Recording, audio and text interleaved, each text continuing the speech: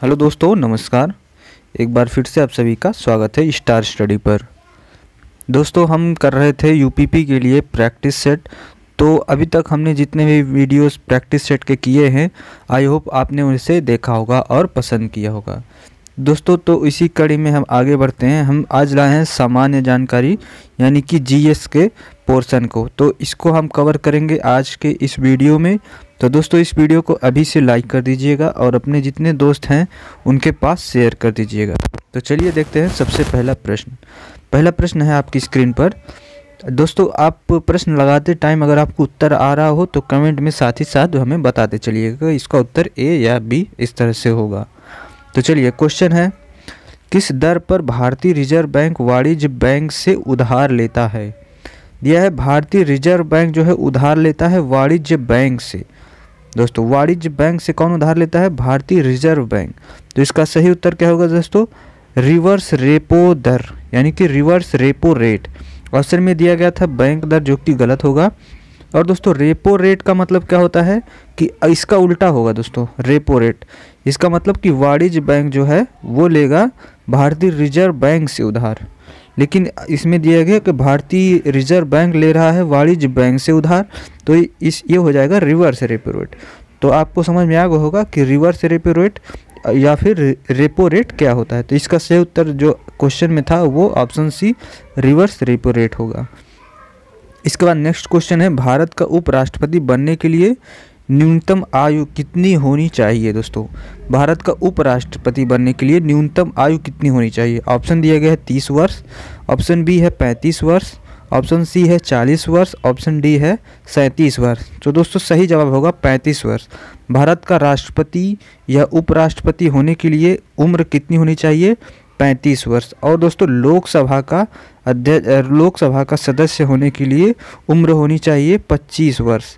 और दोस्तों, राज्यसभा का होने के लिए दोस्तों ये होनी चाहिए उम्र 30 वर्ष। और दोस्तों, जैसे पंचायत चुनाव होता है पंचायत में, तो उसमें कितनी उम्र होनी चाहिए? तो उसकी उम्र होनी चाहिए 21 वर्ष। दोस्तों, आपको समझ में आ गया होगा कि कितनी उम्र होनी चाहिए किस पद के लिए। तो उपराष्ट्रपति या फिर राष्ट्रपति पूछे तो होगी इसकी उम्र 35 वर्ष। इसके बाद नेक्स्ट क्वेश्चन है, निम्नलिखित में से कौन सा न्यायिक आदेश उच्च न्यायालय द्वारा किसी व्यक्ति को किसी सार्वजनिक कार्यालय पर अधिकार करने से रोकने के लिए जारी किया जाता है? दोस्तों, इसका ऑप्शन देखिए, उत्प्रेषण लेख, परमादेश, निषेधाज्ञा, अधिकार परीक्षा। तो दोस्तों, इसका सही जवाब होगा अधिकार परीक्षा। अधिकार परीक्षा जो होता है वो दोस्तों न्यायिक आदेश इसे कहा जाता है। ये किसी कार्यालय पर अधिकार करने से रोकने के लिए किया जाता है, जो कि सार्वजनिक कार्यालय होता है। इसके बाद नेक्स्ट क्वेश्चन है दोस्तों, चंद्रगुप्त मौर्य का पुत्र कौन था? चंद्रगुप्त मौर्य का पुत्र। दोस्तों, ऑप्शन दिया गया है बिंदुसार, चंद्रगुप्त द्वितीय, अशोक, बिंबिसार। तो दोस्तों, इसका सही जवाब होगा बिंदुसार। दोस्तों, चंद्रगुप्त मौर्य का पुत्र कौन था? वो था बिंदुसार। तो आपको समझ में आया हुआ, चंद्रगुप्त मौर्य का पुत्र कौन था? बिंदुसार। इसके बाद अगला क्वेश्चन है, भारत में तुगलक वंश के बाद कौन सा वंश शासन में आता है? तुगलक वंश के बाद पूछ रहा है कौन सा वंश शासन में आया था भारत में। ऑप्शन दिया गया है गुप्त वंश, खिलजी वंश, मुगल वंश, सैयद वंश। तो इसका सही जवाब होगा सैयद वंश। दोस्तों, तुगलक वंश के बाद सैयद वंश का शासन आया था दिल्ली के सल्तनत पर। इसके बाद एक क्वेश्चन और इसमें देखिएगा, सबसे कम शासनकाल किस वंश का रहा है? तो वो रहा है खिलजी वंश का। खिलजी वंश का शासनकाल सबसे कम रहा है। और सबसे ज़्यादा किसका रहा है दोस्तों? अगर आपको पता होगा तो ये आप हमें कमेंट करके बताइएगा। इसके बाद नेक्स्ट क्वेश्चन है, किस ग्रह को बौना ग्रह माना जाता है? दोस्तों, ऑप्शन दिया गया है पृथ्वी, बृहस्पति, प्लूटो, शनि। तो दोस्तों, इसका सही जवाब होगा प्लूटो। दोस्तों, 2006 में मीटिंग बैठाई गई जिसमें प्लूटो को ग्रह से बौने ग्रह के कैटेगरी में डाल दिया गया, क्योंकि दोस्तों प्लूटो जो था वो दोस्तों पहले परिभाषा थी ग्रहों की एक वृत्ताकार मार्ग में वो अपनी परिक्रमा करे सूर्य की, और उसका जो है वेट मास जो है ज़्यादा होना चाहिए। लेकिन प्लूटो जो था दोस्तों वृत्ताकार में कर रहा था, लेकिन दूसरे की कक्षा वो काटता था। तो इस वजह से प्लूटो को बौने ग्रह में रखा गया।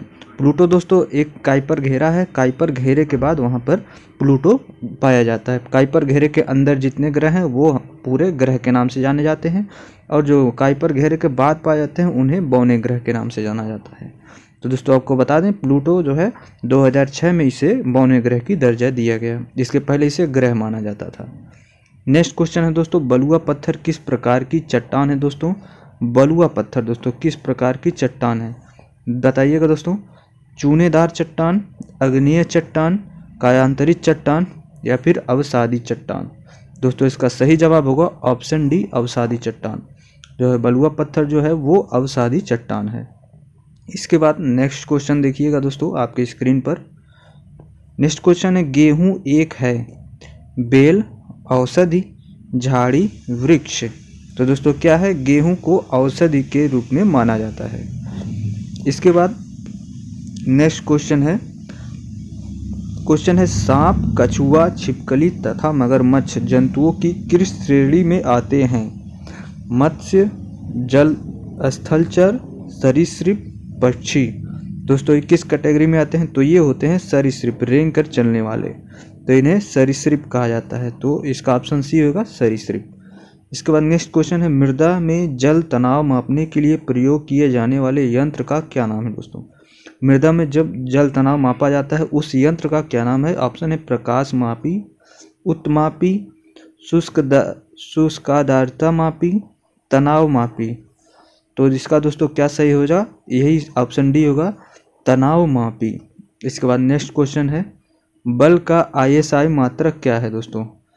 बल का एसआई मात्रक क्या होता है दोस्तों? बल का एसआई मात्रक ऑप्शन दिया गया है पास्कल, और ऑप्शन बी है वायल, न्यूटन, वाट। तो इसका सही जवाब होगा न्यूटन।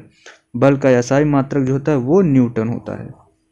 इसके बाद नेक्स्ट क्वेश्चन है, क्वेश्चन दिया गया है, निम्नलिखित में से कौन सा एक बुरा उष्म संचालक है, यानी कि बैड कंडक्टर ऑफ हीट? तो ऑप्शन दिया गया है एल्युमिनियम, तांबा, सीसा, चांदी। तो इसका ऑप्शन सी सही होगा, सीसा।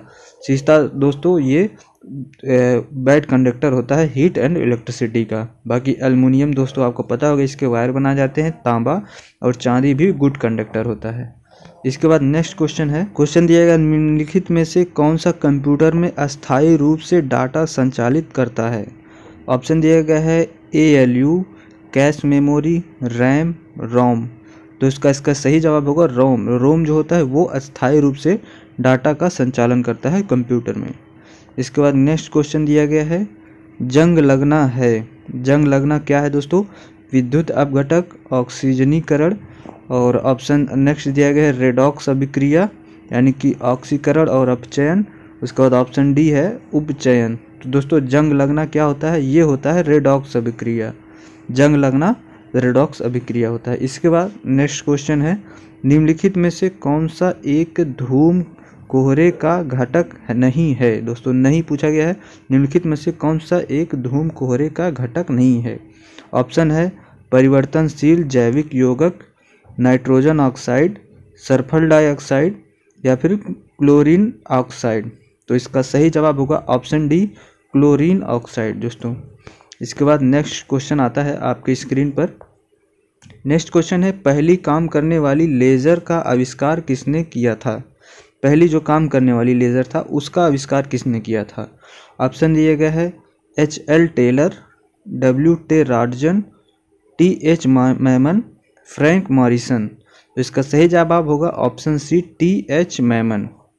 इसके बाद नेक्स्ट क्वेश्चन है, ये क्वेश्चन दोस्तों आपको मिलाना है। इसमें क्वेश्चन है, निम्नलिखित का मिलान कीजिए। यहाँ कलाकार का नाम दिया गया है और ये कला का नाम दिया गया है। तो इस क्वेश्चन से आपके कई सारे क्वेश्चन निकल जाएंगे। तो गौरी शंकर दोस्तों, गौरी शंकर का दोस्तों किसके मिलान होगा? ये होगा कथक से। गौरी शंकर का कथक से मिलान किया जाएगा, ये कथक के हैं कलाकार। इसके बाद हरि प्रसाद चौरसिया कौन से हैं? ये किसके कला बांसुरी बजाते थे। इसके बाद MF हुसैन दोस्तों, MF हुसैन क्या करते थे? ये चित्रकला से संबंधित है। उसके बाद जाकिर हुसैन दोस्तों, ये से तबला से संबंधित। तो कौन सा ऑप्शन आपका मैच कर रहा है इसमें?